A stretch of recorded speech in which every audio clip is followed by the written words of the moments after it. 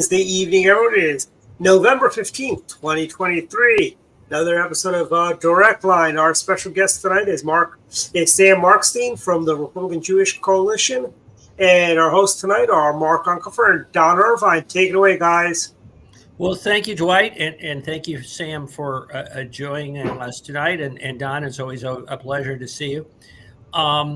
Sam, this past month has been, or it's a little over a month now, but extremely consequential about Israel. So kind of what can you tell us about the current state of play as to where things are? Yeah, so hey, Mark and Don, great to join you tonight. And Dwight, thank you so much for inviting me. As you just mentioned, Mark, last week marked about a month since the horrific Hamas terrorist attacks in Israel, but it was also the 85th anniversary of Kristallnacht, which is the Night of Broken Glass, which was the precursor to the Holocaust for European Jews. And so it's really important that folks understand that this is a critical, perilous moment for the Jewish community worldwide, not just in Israel.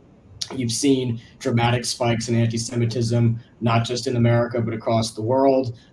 And the folks in Israel are scared, and they, are really working towards making sure that October 7th never happens again, that Hamas is obliterated and their capabilities are degraded. And so I think you saw today, and started yesterday, a major targeted incursion into one of the major Hamas headquarters, which of course, unsurprisingly to those of us who've been paying attention, is located in a hospital. They do this all the time. They put terrorist activities in hospitals and schools and other places where civilians are used, unfortunately, as human shields. But we can dive into more of that as well. So and maybe I'm just not paying attention to what has been going on in the progressive community, but the reaction has been frankly surprising of the lack of support in some quarters politically for Israel. Really, some people embracing what was terrorism. I mean, there's really no other way in seeming to support or actively supporting Hamas. What have we missed about the way the sort of political climate has changed again in particularly on the left? Yeah, so this is just not the Democratic Party of your grandparents or my grandparents. Back just a few years ago, you as a candidate for a Republican or a Democrat could get up at a partisan event and say, "I stand with Israel," and it was an automatic applause line. Nowadays, if you did that as a Democrat, I think you'd be booed or hissed off the stage. And that, unfortunately, is where we are in the political parties in this country, where the Republican Party is the unequivocal, unapologetic, shoulder-to-shoulder, steadfast supporter of the Jewish community and of Israel. And folks on the other side kind of have this far-left, progressive ascendant wing that has been emboldened and coddled and enabled for years. And so what you see now is the entire House of Representatives, the Democrats, voting against kicking Ilhan Omar off the House Foreign Affairs Committee. That was even before the horrific incidents of October 7th. You have them all voting against censuring Rashida Tlaib. That wasn't the first time that something like that has come up. So frankly, the House Democratic leadership has failed on this for years in the halls of Congress, in the grassroots, to put a stop to anti-Semitism and anti-Jewish and anti-Israel hate. And just to put it in perspective, the RJC, when we saw this going on in our party, we called it out and we took action. So, for example, in Iowa, with former and now disgraced Representative Steve King, we supported a primary challenge in Randy Feenstra to take him out. We were successful and we won. And we've done that in other instances as well. Unfortunately, the other side can't say the same thing. Some of them are starting to come around to it recently, and it's good that they're doing that. But, better late than never, I suppose. It's worth noting that this is not just the response that we're seeing is not just limited to fringe people on the left. We saw the circulation that was reported of a letter among people within the Biden administration, the State Department, and other foreign policy agencies. What's going on with that? Let me just, in full sentence, well, you can describe that in more detail. Yeah, I mean, at the beginning of the war, right after the attacks, there were more than one instance of Biden administration Twitter accounts putting out statements that were so wrongheaded that they had to be deleted. These were statements calling for an immediate ceasefire and a cessation of hostilities. And can you imagine calling for a ceasefire on, September 12th, 2001, or December 8th, 1941, after Pearl Harbor? I mean, it's just unthinkable. And so the idea that that was even put out was unfortunate, although I will say that the president and the Secretary of State should get some credit for what they've done up till now. I mean, President Biden going over to Israel in the middle of a war was impressive and needed, and I think that he deserves credit for that. However, I think folks do rightfully question whether or not he's going to stand that strong moving forward as the war gets bloodier, as it's gotten messier, as the progressive hard left has continued to exert more and more pressure on the Biden administration. We'll see. We'll see if he stands as strong as he has. And one piece to this is the role of Iran. I mean, we certainly need to hold those people who were the terrorists themselves accountable, but you also have the financiers of the terrorists, and that is Iran. And with the Biden administration has really, I love the word problematic, rather problematic policy towards Iran. You want to elaborate on that? Yeah, the head of the snake in all this, Mark, as you know, is Iran, whether it's Hamas, Palestinian Islamic Jihad, Hezbollah, the Houthis. They're all funded by the Iranians, directed, indirectly, funding, training, all sorts of logistical support. It's well documented and well known. And so, the Biden administration has had a policy of cozying up to Iran. They, wanted to desperately get back into the disastrous Iran nuclear deal that the former administration tore up. They were about to give a $6 billion to the mullahs in Iran for hostages while leaving some other people behind, by the way. There were just a lot of different scenarios where the Biden administration has been soft on Iran, and that includes the head negotiator, Robert Malley, for the Iran deal, who kind of suspiciously was suspended. His clearance was revoked, and now there's an investigation into what he may or may not have been doing while he was negotiating for the United States. There's a lot of questions out there about what the Biden administration did, and I'm sure that the House, led by the different committees, will do an investigation of some kind down the road. But the most important thing at this point is to make sure that Iran is deterred from widening the conflict. Israel does not want a wider conflict, a regional conflict. Hezbollah, as you know, has hundreds of thousands of rockets pointed squarely at large civilian populations in Haifa, Tel Aviv, and Jerusalem. Very sophisticated technology, and they make Hamas look like the JV team. So this is really a dangerous, perilous time. And it's important that the Iranians know that if they proceed in widening this conflict, it's going to be bad news, not just for them, but for lots of other folks as well. Now, it probably worth noting, I mean, there had been, prior to it, the Biden administration had reflected on the fact that there had been a lot of progress towards peace with Israel.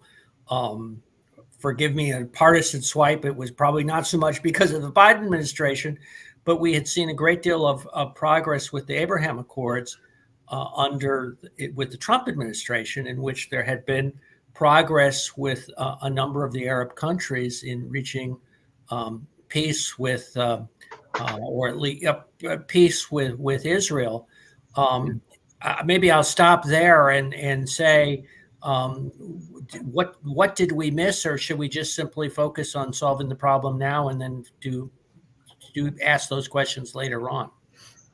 No, I think the Abraham Accords were transformative, historic, trailblazing. I mean, it was the first time in over 30 years, I believe, that a Arab country had recognized and made peace with Israel, with Bahrain and the UAE, the original co-signers. And then you had others join. You had Morocco, you had Sudan, you had other countries start to normalize relations and open their embassies in Israel.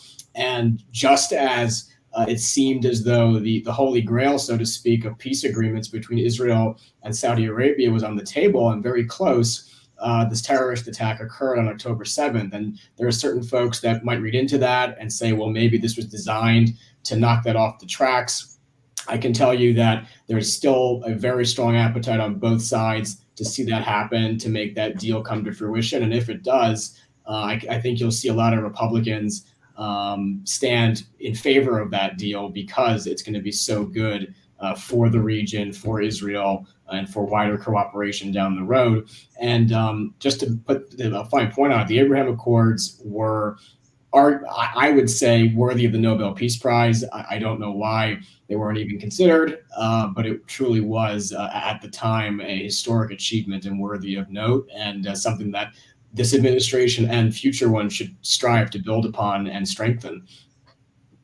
It's certainly encouraging if it's simply a timing issue with Saudi Arabia, since that would be a major step forward for them to reach the accommodation. And certainly the Iranian involvement is a reminder for them of the fact that they also have substantial shared interests with Israel at this point. Yeah, it was the first time, I think, ever that a Saudi missile defense system actually shot down a Houthi missile fired from Yemen at Israel. So the Saudis actually played a role in shooting down a missile or two, I believe, from Iranian-backed proxies in the region. So could you elaborate a little about what the United States should do, what kind of support Israel would like to have from the U.S.? Yeah, well, I think it starts with diplomatic, military, and everything else down the road. So diplomatically, we've been doing a lot to hold them, the Iranians, accountable over the years, and to support Israel. Unfortunately, I actually saw today at the United Nations, there was a resolution put forward that the United States did not veto that called for humanitarian pauses and practically a ceasefire.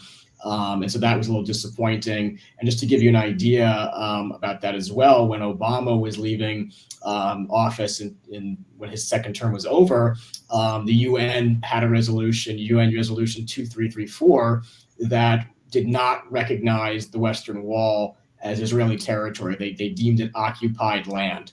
And the US did not veto that either. And so there are these instances where you have to note them, and you have to put them in the back of your mind and understand the context in which we're operating. And you're operating in one where, the Democrats have not been strong on these issues, and the Republicans have been, particularly in foreign policy. And so I think diplomatically, we have to stand shoulder to shoulder with Israel, let the IDF do what they have to do to defeat Hamas, obliterate their capacity to repeat October 7th ever again. And that starts at the top, and it trickles on down to Secretary of State and everybody else. Militarily, we have to make sure that Iron Dome, the missile defense system that protects civilians, is never overwhelmed. Each missile that goes up costs several $1 million, and that's part of what the Hamas terrorists did on October 7th, is they sent 5,000 rockets at once to overwhelm the system, while also taking out different police locations with drones and other targeted strikes. And so making sure that Iron Dome is fully funded and operational all the time is a critical piece of this. I also think that ramping up the sanctions on the Iranians again, reinstituting maximum pressure as opposed to this policy of appeasement. I'm hopeful that the last 6 weeks has shown that that is the right strategy, and hopefully they will go back to it. Because the current one clearly is not working. So there really is this fault line with this effort to go for what I think you and I would all, and Don would agree, a premature ceasefire. That is not allowing for this attack to go forward, but with the attempt to keep Israel from being able to take appropriate steps. So that really does seem, doesn't it, to be one of the fault line issues within American politics about how Israel should go forward. Yeah, Palestinian terrorists have repeatedly broken ceasefires with Israel. There was a ceasefire on October 6th. Hamas broke the ceasefire on October 7th. And by the way, Hamas leaders have called for additional attacks, repeats of October 7th, again and again and again. And as you know, that Mark and Don, the ceasefire would only enable Hamas to rearm itself, cause more destruction, and a ceasefire means that they remain in power in Gaza to terrorize the civilians there as well. And the only call should be for Hamas to immediately release the 240 hostages, including 9 Americans.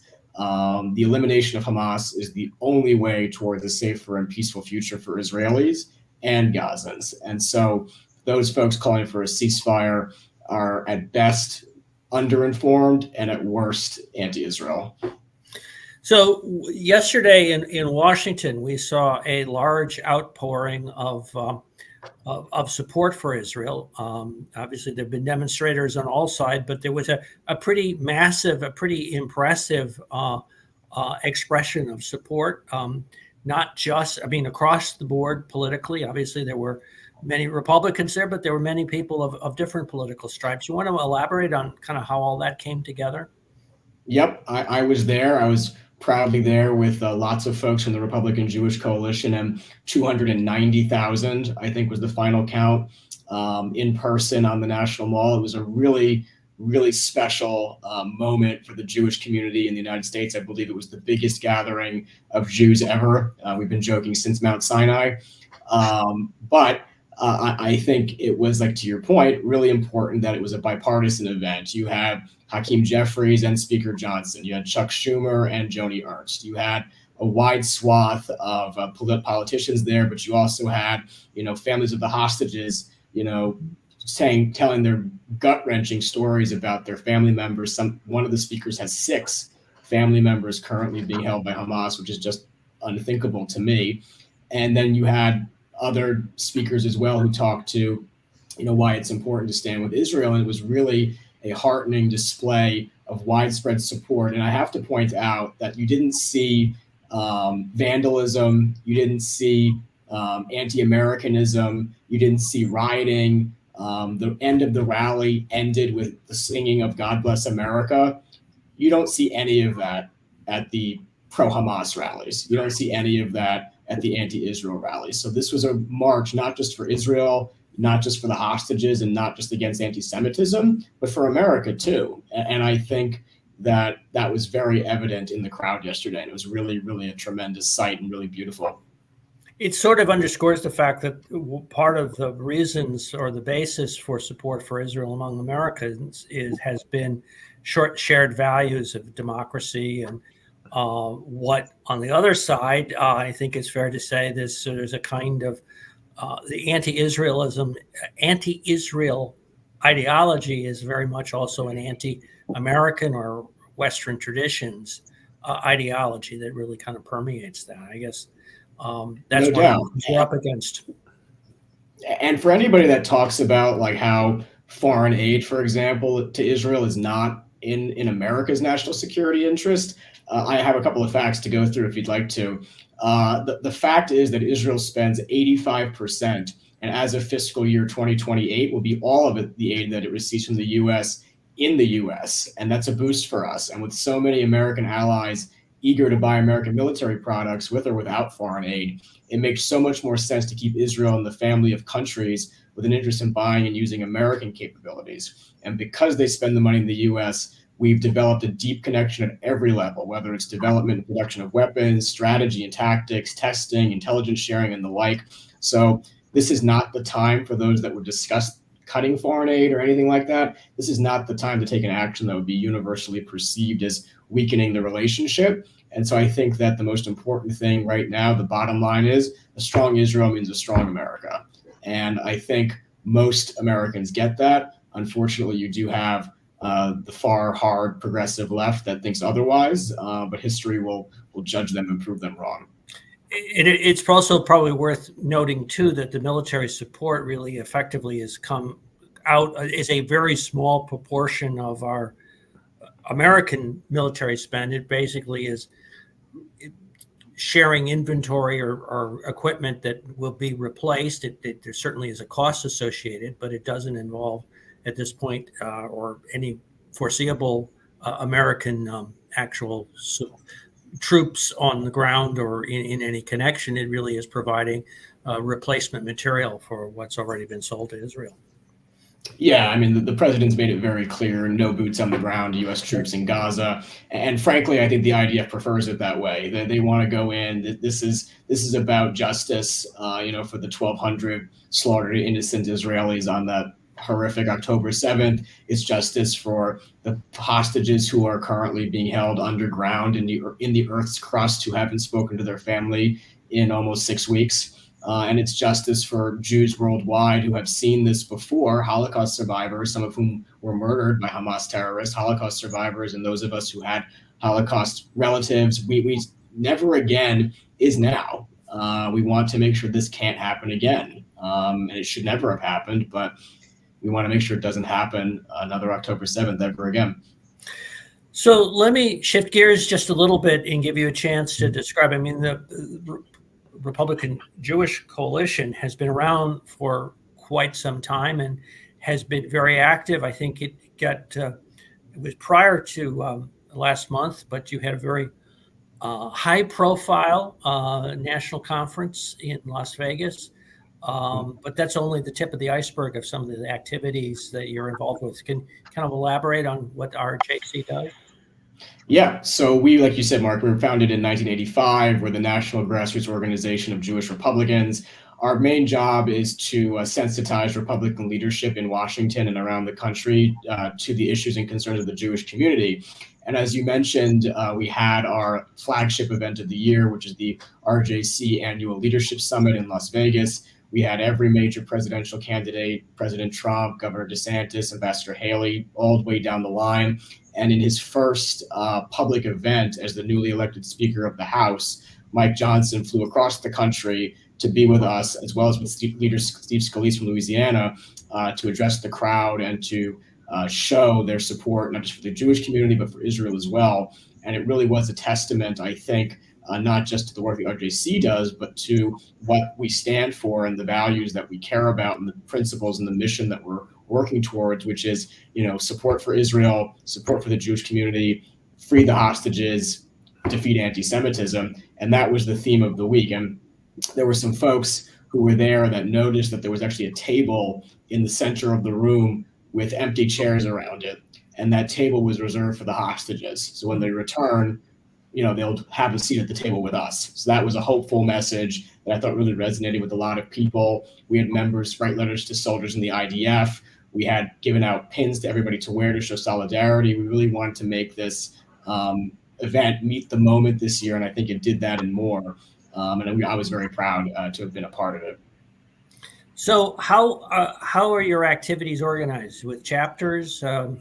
Yeah. So our main margin line here, the main point to look at is how are Jewish voters voting? Because that's kind of my job. My main responsibility is to make sure that Republicans continue to make inroads with the Jewish community.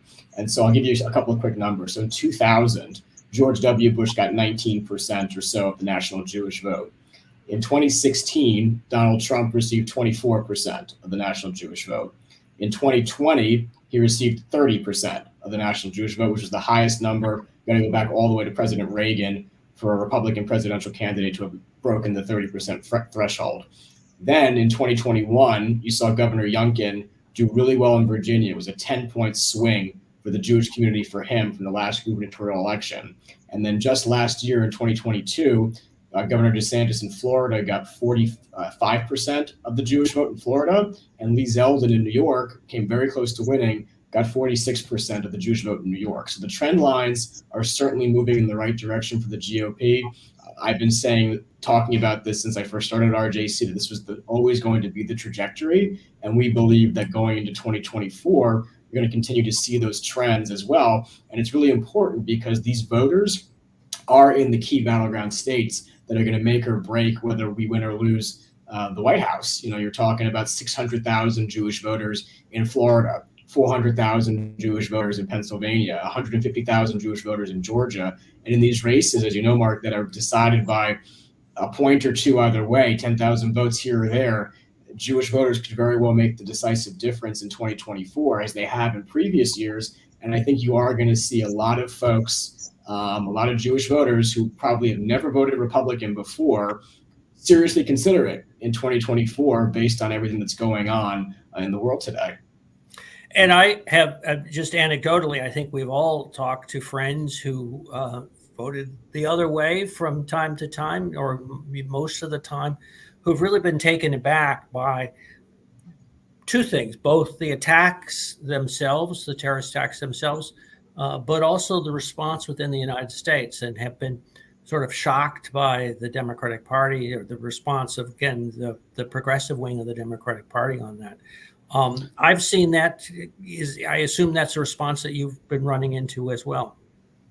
It's unsurprising, and frankly, a lot of it has to do with what you're seeing on college campuses as well. The spike in college campus anti-Semitism has been shocking. Of the hate crimes that the ADL is tracking, for example, we saw a 1,000% spike in the number of anti-Semitic hate crimes from this time last year to this year. It's really unprecedented, and you're seeing it come from not just university presidents, but administrators, professors, people that have been trusted with the education of the next generation are really failing to meet the moral moment, the moral clarity moment of saying, Hamas is a terrorist organization, we stand with Israel. It shouldn't be that hard to do, and unfortunately you're seeing that. And I saw a poll, I think it was from the other week, that said that if you're 65 or older in the United States and you're a voter, it's 90-10 Israel to Hamas. But if you were 18 to 25, it was 52-48.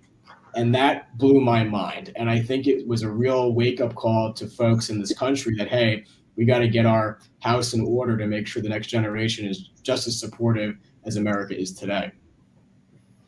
Well, I certainly agree with that. And I think collectively, perhaps we've been out of touch with what's happened on a lot of the college campuses and the sort of ideological shift that has taken place. So we're kind of coming up towards the very end. For people in Maryland, how can they, or in the Washington area generally, how can they get involved with RJC?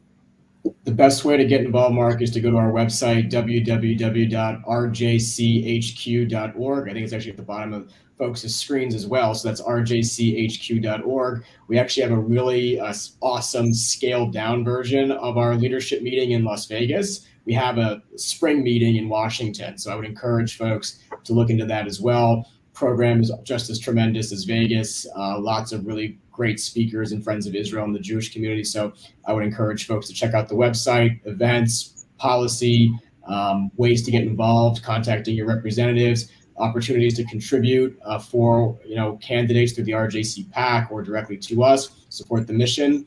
Every dollar counts. So yeah, rjchq.org. Well, thank you very much, and good luck. And we really appreciate the wonderful work that you and RJC are doing. Thanks, Mark. Last comment is, Am Yisrael Chai. The people of Israel live. For anybody out there doubting the resiliency of the Jewish people, they're going to be disappointed, because we're going to rise and we're going to rebuild and we're going to come back stronger than ever. Thank you, Sam.